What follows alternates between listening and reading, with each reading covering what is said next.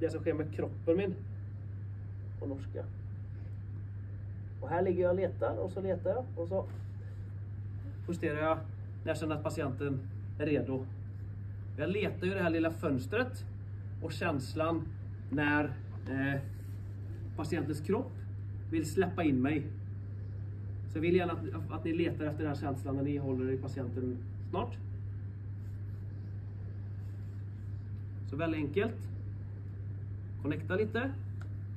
Ni vet redan vilken justering ni ska göra. Självsäkerhet. Så väljer ni. Ni vill göra den. Ni vill göra den. Eller vilken ni vill välja. Men det viktigaste är ju. Grundpositionen är ju alltid det viktigaste. Så blir det att man står.